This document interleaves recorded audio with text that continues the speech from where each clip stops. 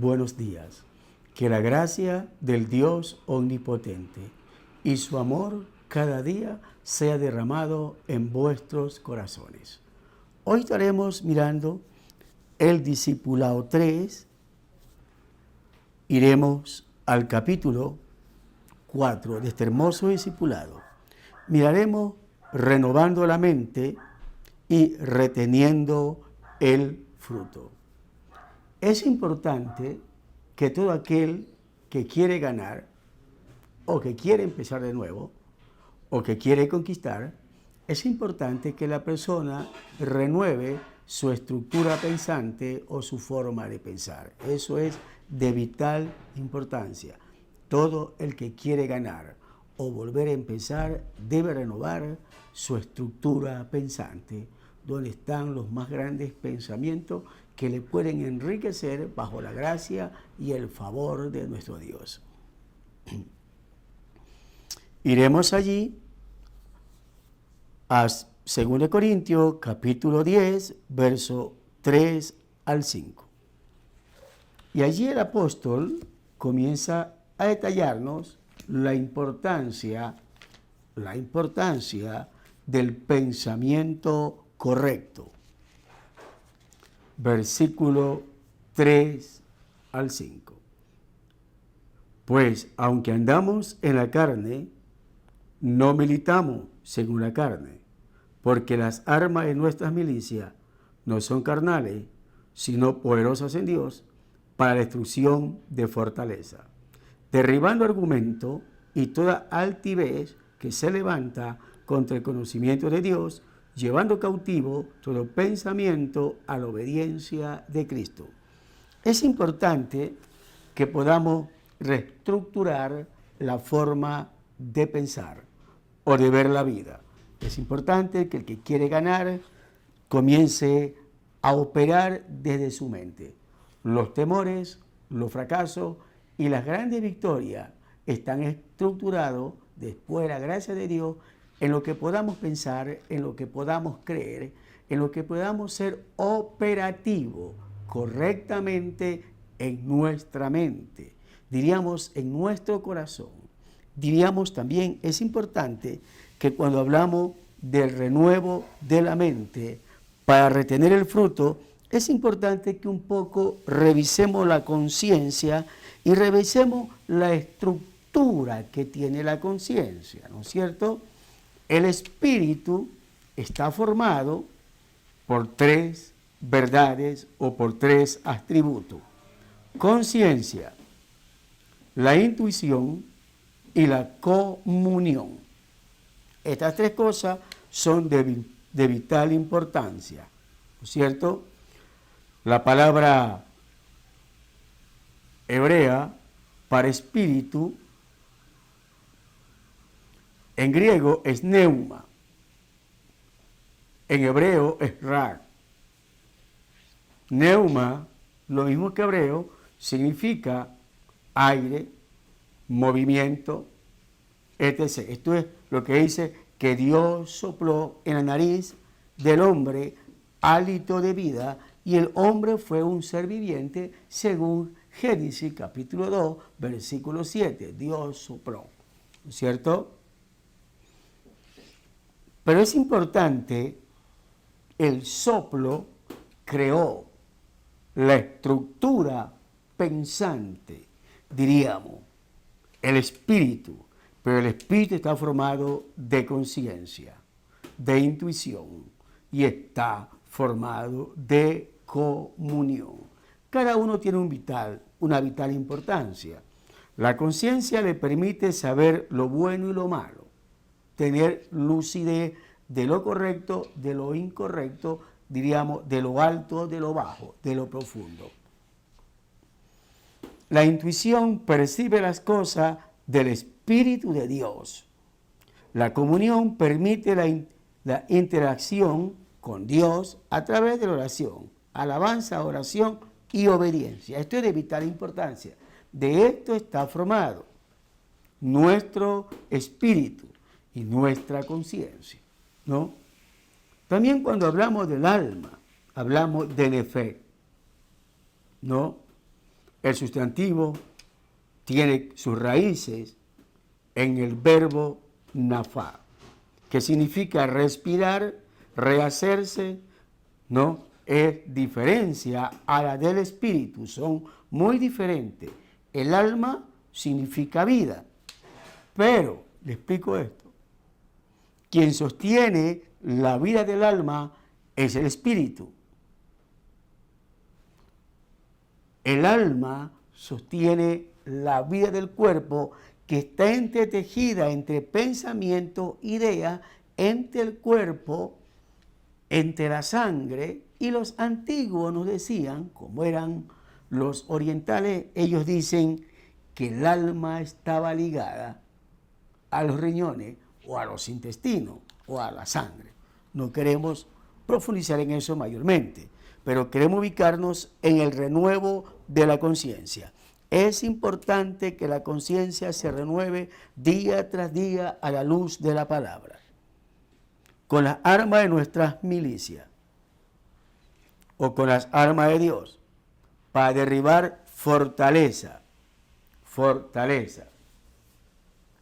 Antes que la tecnología tuviera de punta como la tenemos, en los años, diríamos, 900 y pico, teníamos crisis, o los ejércitos tenían crisis en ciertas áreas, en hacia una fortaleza, ¿no es cierto? Una fortaleza se la hacía con tiradores, tomaban su fusil, pasaba el avión y todos disparaban en esa posición. Se lo conocía como fortaleza. Una fortaleza pensante es una idea que entró a su mente para desgastar la forma de pensar correctamente y hacerle creer en el banco de su memoria que usted nació para fracasar. O es una idea que entró de una manera firme, sólida, para llevarte a creer que puedes obtener la victoria y que tú eres más que vencedor. Es una idea, o sea que el triunfo, la victoria, está formulado por una idea que la puedes concebir y que se vuelve pensamiento estructuralmente en nuestro ser. En la batalla que peleas, muchos tienen que ver tus pensamientos. Por eso debes llevarlos cautivos a la obediencia de Cristo. Quien tiene pensamientos obedientes tiene la batalla ganada. Quien tiene la capacidad de pensar correctamente y obedientemente, ese tendrá la capacidad de ganar. Quien no tiene disciplina en la forma de pensar y su forma de pensar correctamente va menguando y va desapareciendo, tendrá problemas para tener victoria.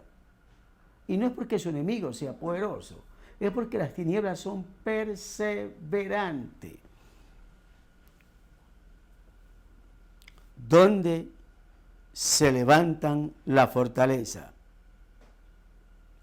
En nuestra mente. En nuestra mente. Los argumentos están en la mente, en el alma, con un espíritu, con una conciencia caída, con un espíritu estructural, con una intuición equivocada, una intuición que no percibe lo divino, que no percibe lo de Dios, una comunión caída que ha perdido la interrelación con Dios, ha perdido la intimidad. Entonces, estas cosas producen desafecto y desorden en la forma de pensar o en la estructura pensante del creyente. Esto es de vital importancia, que cada creyente revise la forma de pensar.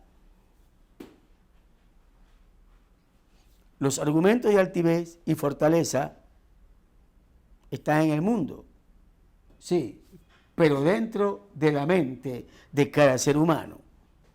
O sea que desde mi interior hay una fuerza que me dice lo puedes, o hay una fuerza que me dice no lo vas a lograr. Los argumentos, las altivez y la fortaleza son elementos que el enemigo no ha querido levantar allá afuera, sino quiere levantarnos en el interno del corazón, en el interno del alma. Escuchen esto. Usted puede leer toda la Escritura, pero si sus pensamientos son frágiles, tendrán problemas. 1 Samuel 17, 1 al 10. Los filisteos juntaron sus ejércitos para la guerra y se congregaron en Socó, que es Judá, y acamparon entre Socó y Aseca, en Efredemaim.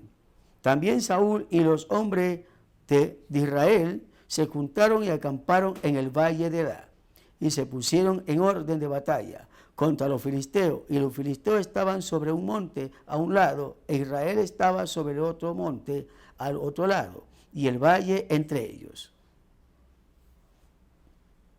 Ahora escuchen esto. Cuando hablamos, diga conmigo, de estructura pensante, piense allí.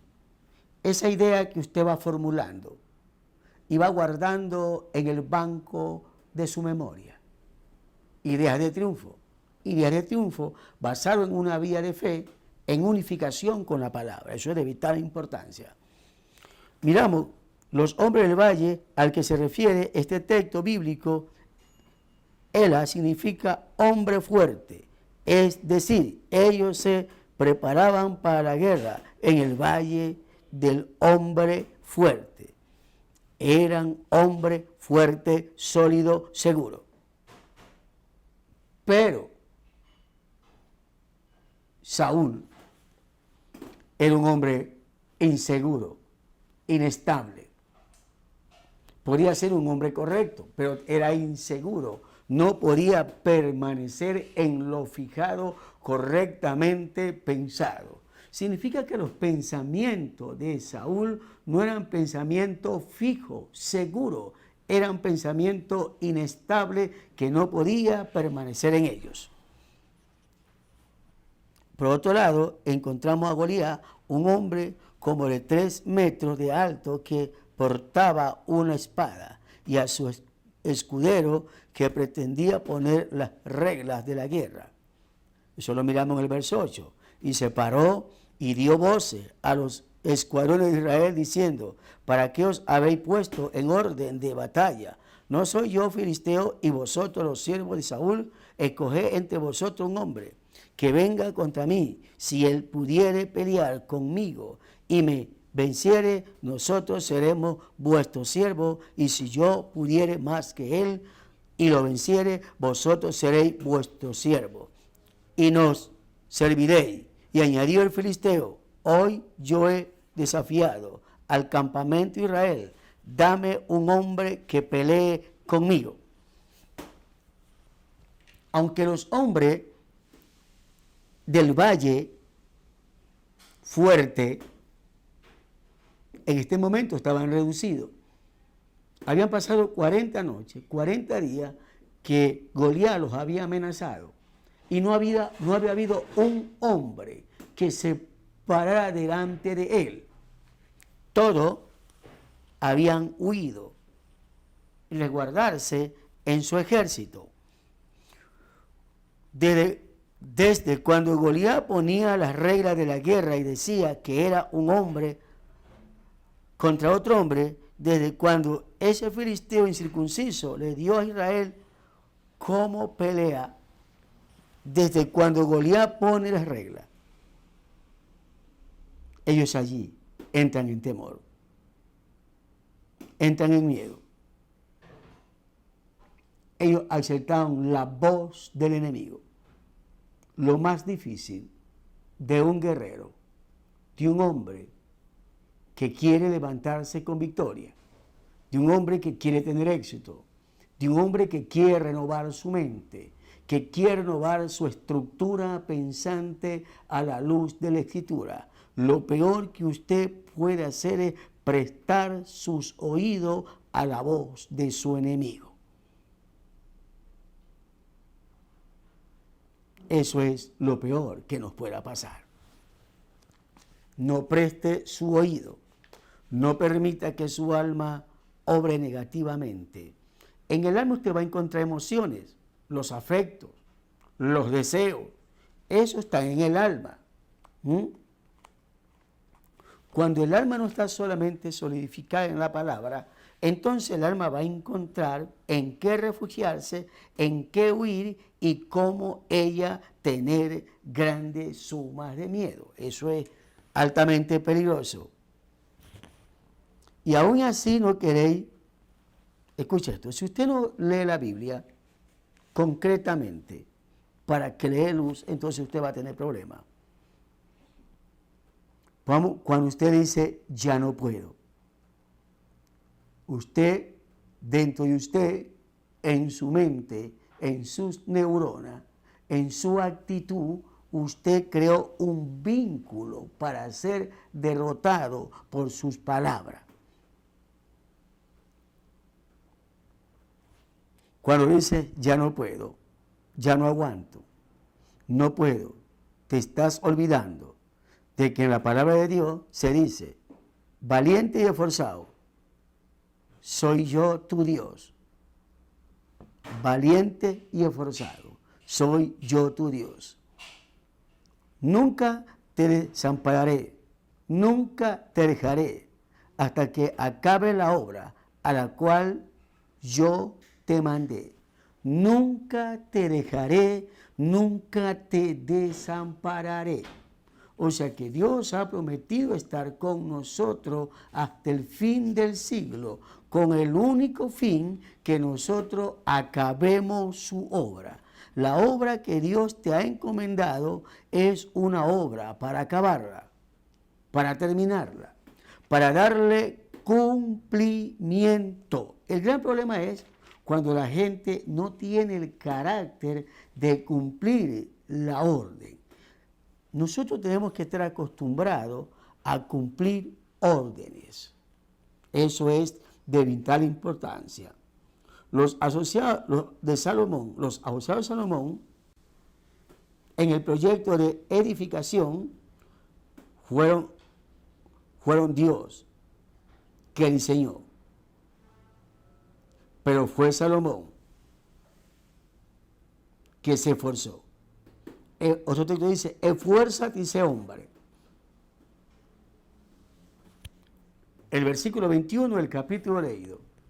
He aquí los grupos de los sacerdotes y de los levitas para todo el ministerio de la casa de Dios estarán conmigo en toda la obra. Asimismo, todos los voluntarios e inteligentes para con toda forma de servicio y los príncipes y todo el pueblo para ejecutar todas sus órdenes. Lo primero es que cuando yo quiero triunfar en la vida, yo debo reestructurar la forma de pensar. Y lo primero es que debo tener una estructura pensante a obedecer. A obedecer. Porque Dios me demanda que el éxito está basado en esfuerzo, competencia, sapiencia, conocimiento, actitud, carácter, perseverancia. Pero una palabra con gran mayúscula, obediencia. Los grandes éxitos es un cúmulo de verdades basado en un pensamiento y en una actitud obediente. Eso es de vital importancia. Ahora, es importante que seamos tensionados. Eso es importante. Es importante, sí. Ahora, ¿qué es lo que yo debo permitir que en mi corazón abunde? ¿Qué debo permitir que en mi corazón abunde? La Biblia dice que la abundancia del corazón abra la boca. La boca va a hablar de lo que yo metí en idea, de lo que yo escuché y lo guardé y lo detallé y lo tuve como correcto, como bueno. De la abundancia del corazón habla su boca, su lengua se mueve por el respiro, pero usted va a hablar lo correcto o lo incorrecto. Entonces, recordemos esto, es una necesidad el obedecer. Dijo Salomón que la obediencia es mejor que los sacrificios. Es mejor. La obediencia es mejor que los sacrificios.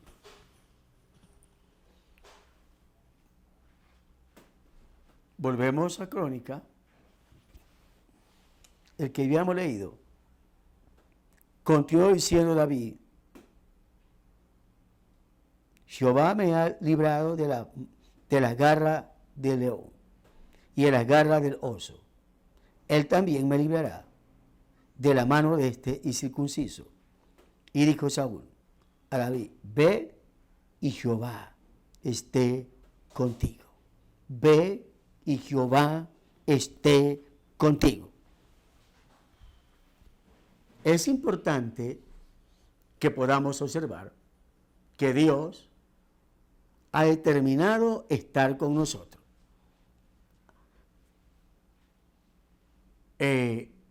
Dios estuvo con un hombre que se esforzó. Oye, yo debo esforzarme a cambiar las actitudes erróneas, equivocadas. Las actitudes erróneas, equivocadas, que no me permiten desarrollar y crecer y proyectarme. Eso es de vital importancia. Valiente, esforzado. Yo soy tu Dios. Nunca te desampararé. Nunca te dejaré hasta que acabes la obra para lo cual te llamé. O sea que somos llamados a hacer una obra, pero es importante retener el fruto de la obra. Pero el fruto de la obra se lo va a retener, no es con otra cosa, se lo va a retener con un corazón saludable, con un corazón sano, con un corazón honorable, con un corazón obediente. Mateo nos dice: su boca va a hablar de lo que usted ha metido en ella.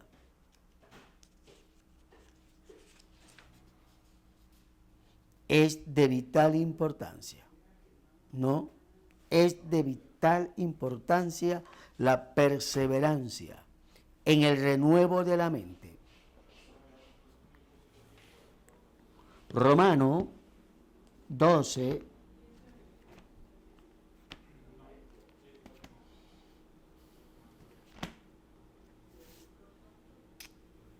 verso 1.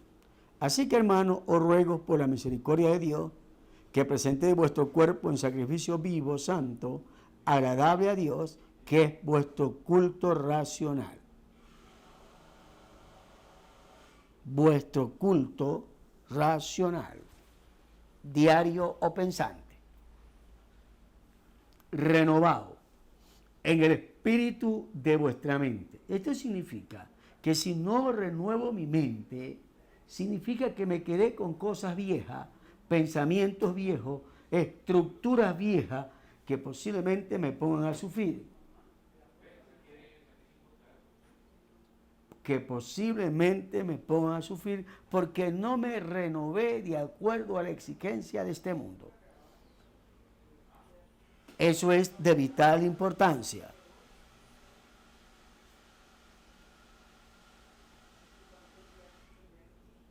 El 41 de Crónica, si el filisteo venía andando y acercándose a David, venía andando y acercándose, y su escudero delante de él.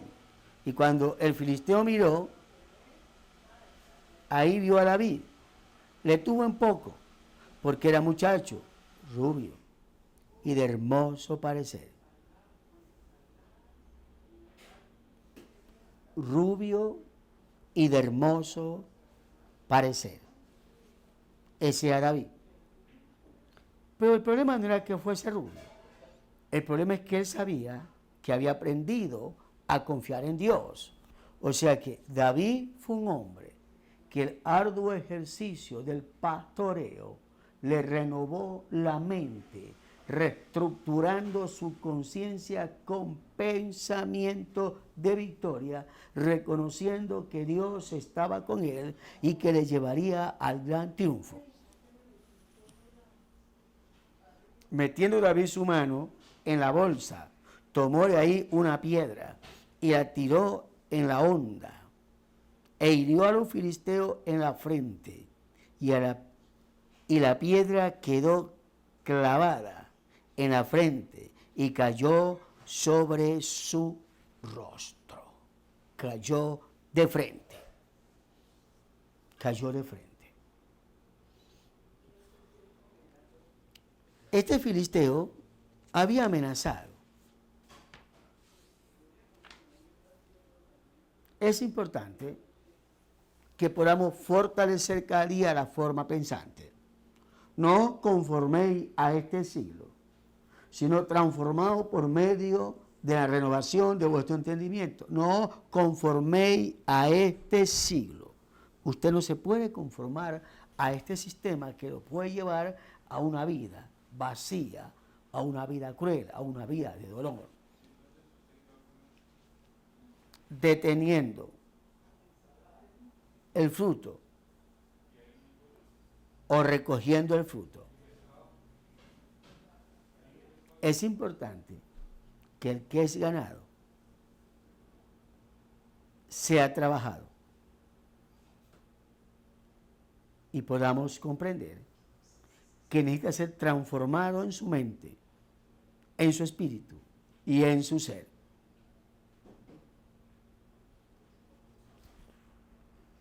Primera de Timoteo, capítulo 2, versos 3 y 4. Porque esto es bueno agradable a Dios, de nuestro Salvador, el cual quiere que todos los hombres sean salvos y vengan al conocimiento de la verdad. Que todos los hombres sean salvos y vengan al conocimiento de la verdad. Todos debemos ser salvos viniendo al conocimiento de toda verdad. Esto es de vital importancia. Amados, aprende a retener la buena palabra,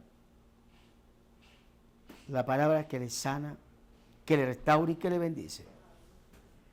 Mateo 18:14. 18:14. ¿No es la voluntad de Dios o de tu Padre que está en los cielos que ninguno se pierda? Que ninguno.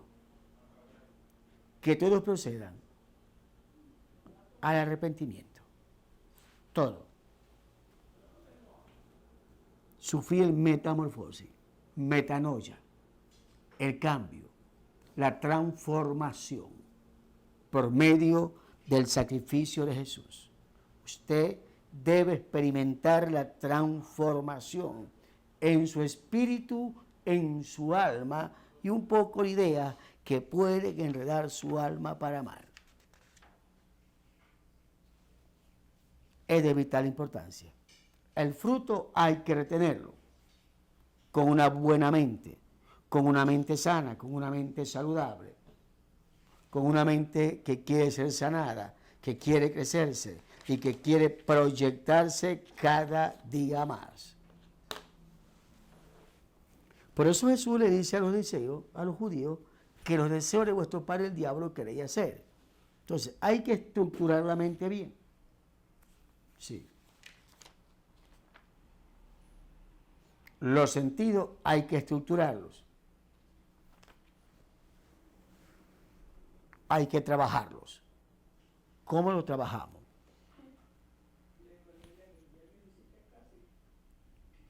Carácter, actitud, palabra.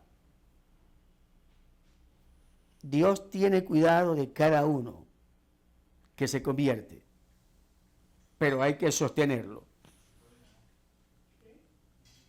Yo me acordaré de Ra y de Babilonia, entre los que me conocen, y aquí Filistea y Tiro, los Etiopía.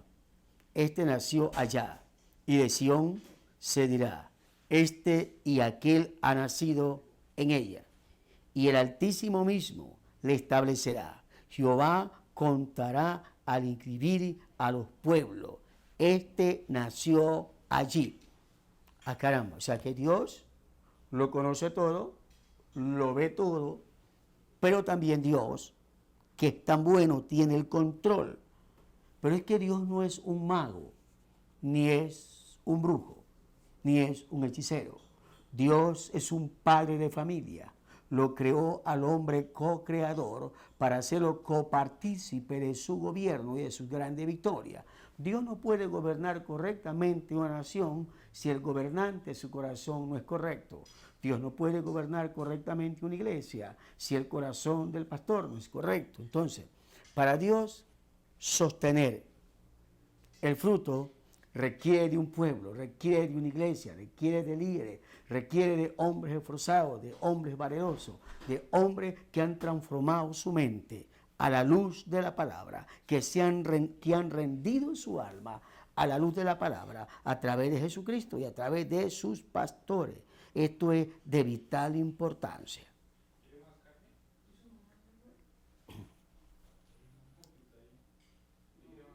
Jesús utilizó a discípulos manifestando el corazón compasivo del Señor, que deseaba cuidar y agrupar,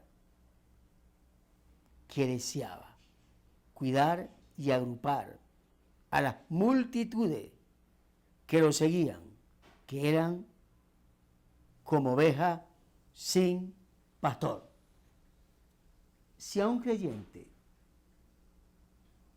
no se le da estructura, se lo lleva al altar, a la fuente, no podrá ser tratado como hijo, solo será una oveja. Jesús vio las multitudes como ovejas sin pastor. O sea que de un hombre que llega a la iglesia en una actitud de oveja, Dios mañana de este hombre o de esta mujer hará un ministro, pero tendrá que ser legalizado en conocimiento, en obediencia, en rectitud. Esto es de vital importancia, mis amados, que el Dios de gracia nos vaya enseñando día tras día como oveja. ¿Cómo llegamos a Cristo? En condición de oveja. Por eso es que dice, por eso es importante que se renueve la mente. Ahora, si la mente no se renueva, usted va a tener problemas serios. ¿Y por qué va a tener problemas serios? Porque usted va a juzgar a todo el mundo por el pasado, pero no por el presente. ¿Qué tal si Dios a usted lo juzgara por su vida de pecado y no por el presente? Entonces hay un problema terrible en el cuerpo de Cristo. El cuerpo de Cristo no se ha renovado la mente en el perdón, no se ha renovado la mente en la misericordia, no se ha renovado la mente en saber que los humanos cometemos errores, ¿sí? Pero en saber que también tenemos la capacidad de pedir perdón, de ser perdonados, de reivindicarnos y dejar el pasado. Pero hay un gran problema en una parte, esto hay que decirlo con dolor y lo digo como ministro de Jesucristo.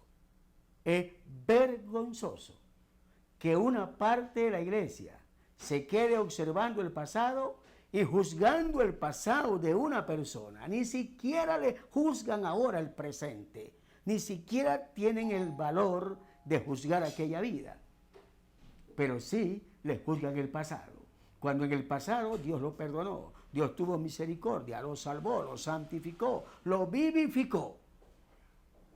Por eso dice Pablo, si a alguien conocí antes en la carne o en el cuerpo, hoy los conozco en Cristo, porque yo tengo la marca de Cristo. Un hombre que ha sufrido, un hombre renovado, un hombre perdonador, que reconoce que aunque los hombres cometan errores, ellos saben perdonar.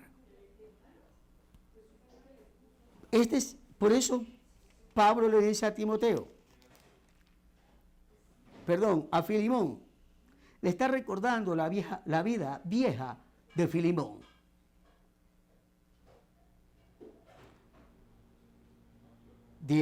Te ruego por mi hijo, Onésimo, y a quien engendré en mis prisiones, el cual en otro tiempo te fue inútil, pero ahora a ti y a mí nos es útil, el cual vuelvo a enviarte. Tú pues, recíbele como a mí mismo. ¡Ah, caramba! Pero en otro tiempo, este joven había sido inútil para Onésimo. Así es cuando venimos al Señor. Estamos plagados de errores, de faltas, de transgresiones, de pecado, de maldad, de iniquidad. Y somos como oveja, como cordero. El cordero es dañino. La oveja no tiene visión. Pero conforme somos transformados, somos tratados, somos amados, enseñados en la palabra, santificados en la palabra, renovados en nuestra mente, entonces somos dignos de que alguien nos dé confianza. Pero tenemos una gran crisis en la iglesia, que la iglesia se quedó una iglesia medieval, una iglesia con un corazón de la era de piedra, con un corazón no renovado, con un corazón que mira el maldito pasado y que no puede mirar el presente de un hombre que se ha arrepentido y una mujer que se ha arrepentido. ¿Qué tal si Jesucristo, de todos nosotros, el cuerpo de Cristo, solamente nos juzgara por el pasado? Esto sería una desgracia, sería una catástrofe. Por favor, iglesia, por favor, ministro de Jesucristo, aprendamos a mirar el sacrificio de Cristo, que vale por cada alma, y aprendamos a dar oportunidad a los hombres que cometieron errores y que se han arrepentido y que han sido tratados y que se han reivindicado. Es verdad que hay un poco de hombres que para perdonarlos hay que pensar bien, pues, por sus actitudes incorrectas que perseveran en el mal. Entonces, cuando yo quiero retener el fruto, debo renovarme en la mente, en la actitud perdonadora que los seres humanos. Como tenemos la capacidad de pecar, de ofender, de hacer lo malo, también Dios nos da la gracia de ser perdonado y de ser restaurado, de ser reivindicado. Así que ruego a todos aquellos que un día llegamos inútiles al Evangelio y que un hombre, una mujer de Dios nos tomó en sus brazos, en su regazo, en su espíritu, en su alma y nos amó y comenzó a tallarnos. Es importante que como hemos sido perdonados, así también aprendamos a perdonar. La importancia de la ley del perdón aplicada. El perdón es una necesidad para ser renovados y para en el futuro poder sembrar bien en el presente y en el futuro coger excelentes frutos, ¿no? Es importante que aprendamos a consolidar. ¿Qué es consolidar? Consolidación es afirmar las decisiones de los nuevos creyentes. Pero es importante también que consolidemos nuestras ideas claramente. ¿Qué queremos en el futuro en cuanto a la visión, en cuanto a cómo alcanzar el fruto y traerlo al granero o a la iglesia para que el fruto sea conservado. Entonces, miramos a Jesús, ¿no?, que es uno de los primeros consolidadores, y Él nos habla de la importancia de consolidar efectivamente. La decisión de los nuevos creyentes de recibir a Jesús y velar por ellos como un bebé recién nacido.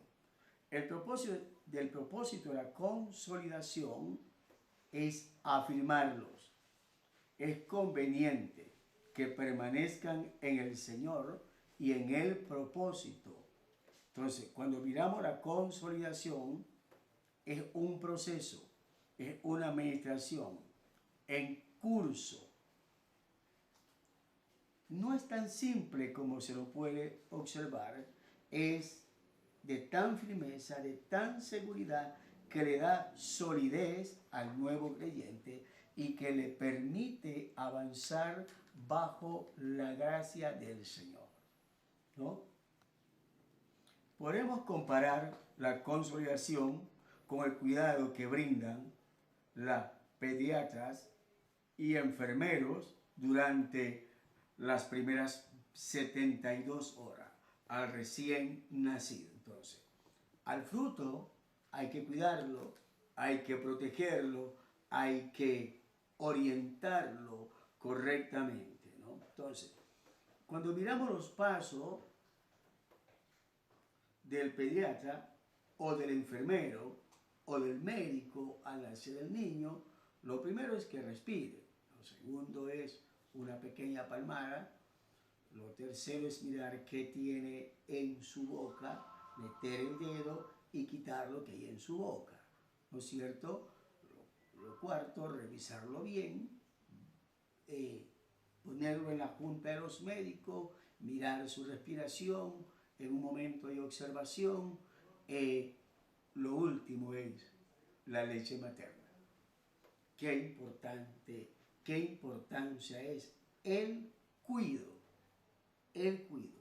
para que un fruto nuevo o un cristiano permanezca en la iglesia, en el Señor, se requiere esfuerzo, se requiere unidad, se requiere afecto, se requieren muchas realidades que de repente la iglesia ha olvidado. El deseo de Dios desea que todos sean salvos y que vengan al conocimiento de la verdad. Allí en 1 Timoteo, capítulo 2, versos 3 y 4, porque esto es bueno y agradable delante de Dios, nuestro Salvador, el cual quiere que todos los hombres sean salvos y vengan al conocimiento de la verdad. O sea que sean salvos y vengan al conocimiento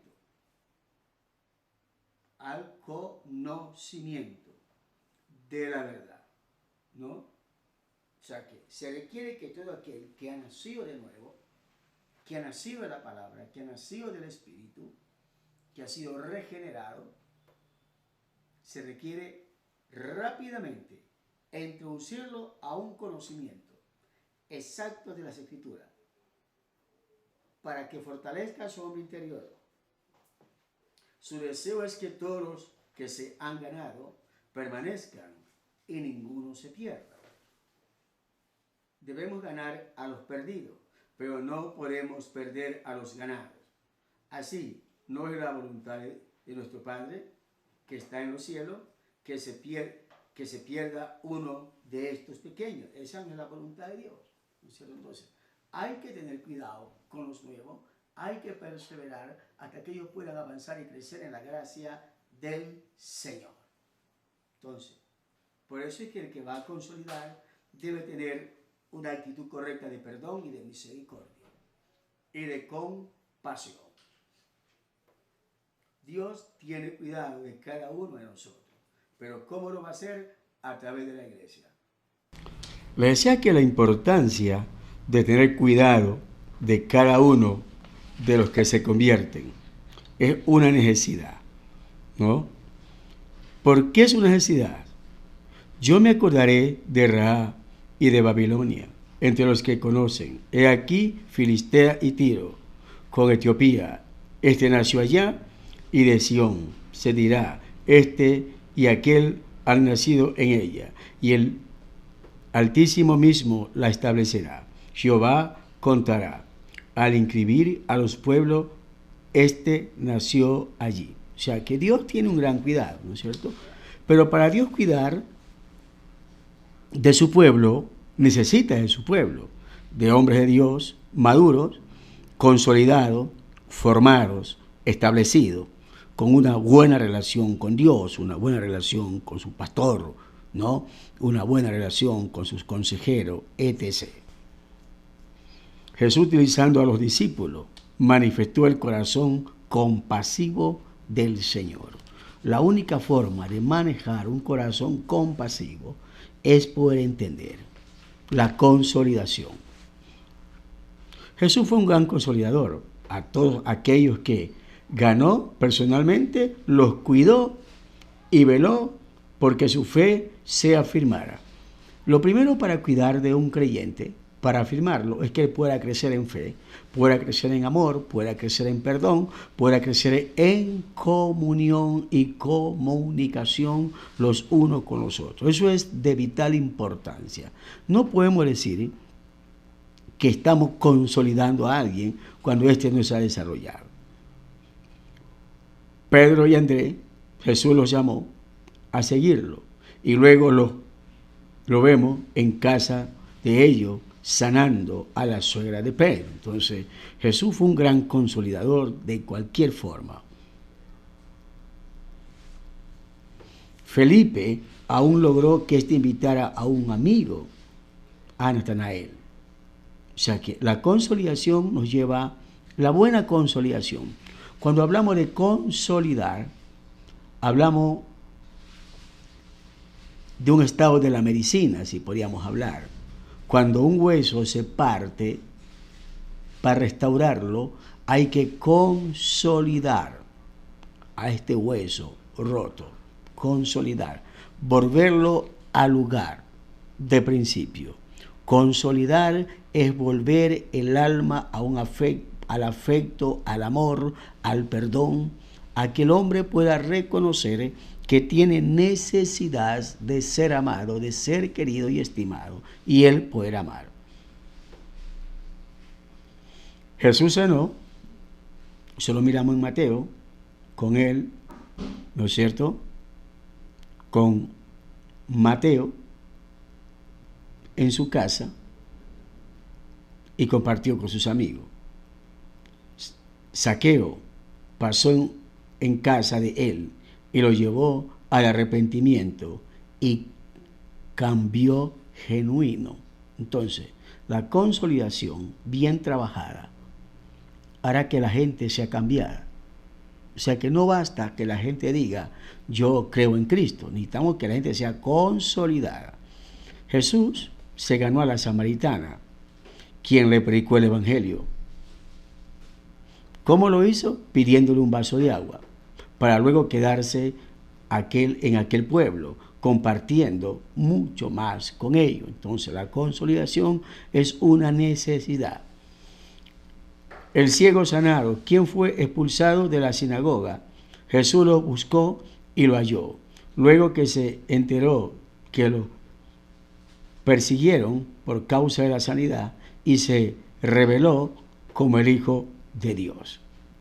Entonces la consolidación va formando el carácter, va formando la idea cristiana, va formando el concepto de aprender a obedecer, de aprender a creer, de aprender a amar, va formando la idea correcta en el corazón y en la estructura pensante del ser humano. Es una forma de que el hombre sea transformado, que el hombre pueda ser transformado en su forma de pensar, de ver objetivamente a este mundo. Porque muchas veces, sin un pleno conocimiento de Dios, no podemos ver objetivamente este mundo. Los discípulos consolidaron. Los nuevos convertidos en Pentecostés fueron bautizados e enseñados y tenían todas las cosas en común. Pablo, después de la aparición del Señor en el camino de Damasco, fue consolidado por un cristiano llamado Ananías, quien oró por él para que fuese sanado y lleno del Espíritu Santo. O sea que la consolidación tiene que ver con bautismo en el agua, imposición de mano para recibir bautismo del Espíritu Santo, tiene que ver con formación de carácter, tiene que ver con perdón de pecado, tiene que ver, con buena actitud ante la familia, etc. Pablo confirmó los ánimos de la iglesia de las ciudades en donde anunció el Evangelio. Pablo y Silas consolidaron al carcelero de Filipo. Él y su casa fueron salvos. Qué importante es cuando podemos consolidar a los nuevos, cuando los podemos afirmar, cuando pueden crecer, cuando pueden proyectarse. Si un cristiano nuevo en Cristo no es consolidado, puede hacer que va a tener muchísimos problemas. La consolidación es como la leche materna en los primeros 3, 4, 6 días. Es como el calostro. Esta leche no le va a llenar el vientre. No. Pero va a disparar el sistema inmunológico. Así es. Así es los primeros pasos cuando la gente se convierte.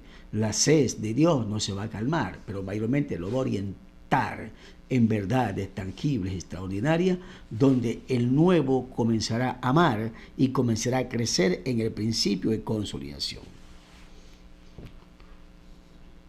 Jesús nos habla de permanecer en Él. El que permaneciera en mí y yo en Él, éste llevará mucho fruto. Si un cristiano no se le enseña a permanecer después de haber sido consolidado, entonces el fruto que lleva va a ser muy poco. Permanece en mí y yo en vosotros. El que permanece en mí y yo en Él, éste lleva mucho fruto. Él dijo que separado de Él nada podemos hacer y que aquel que no permanece en Él será echado en el fuego y se secará. Entonces, les explico. La importancia de la consolidación es formar el carácter, es formar la actitud, es que Cristo tome el control de la vida del nuevo. Eso es consolidación. Que Él pueda amar la palabra, la pueda amar, la pueda guardar y perseverar en ella. Mientras que para aquellos que permanecemos en el Señor, se nos prometen grandes bendiciones, como que Cristo estará con vosotros, que aquellos frutos, que nuestras oraciones serán respondidas por el Padre y que permaneceremos en una constante relación de amor con el Padre. A los que no permanecen en Cristo les espera un futuro horrendo. No darán fruto, no podrán hacer nada, serán cortados, echados y secados, quemados y arderán. Esto debe ser motivo suficiente para hacer lo posible de nuestras partes para lograr que el nuevo creyente permanezca en el Señor, crezca, se desarrolle, dé fruto. Entonces es de vital importancia que todos seamos consolidados en una visión clara, en un propósito claro, que la visión sea consolidada. Cuando hablamos de consolidar y de visión, el objetivo claro son almas, son vidas. No podemos decir que tenemos una iglesia poderosa si no ganamos y consolidamos. Sería engañarnos. Que el Dios de Abraham, de Isaac, de Jacob, el Dios de Jesucristo, el Dios de Pablo, el Dios a quien servimos en la juventud, me los bendiga, me los guarde. Los bendigo por la palabra, los bendigo por la sangre. Declaro que en ustedes se activa la gracia, se activa la honra, se activa todo principio que activa el carácter de buen hijo. Los bendigo en el nombre precioso de Jesús. Sean benditos y guardados por la palabra. Bendigo sus hogares, bendigo su familia, bendigo su casa, bendigo su descendencia. Que Dios los bendiga cada vez que se congrega a aprender de Él, cada vez que se congrega para ser consolidado. Que Dios bendiga su descendencia. Que tu descendencia, amado, sea como la descendencia de Faré, de hombres honorables. Sean benditos en Jehová. Amén y amén. Los bendigo por la sangre. Un abrazo. Les amamos. Gracias por su vida.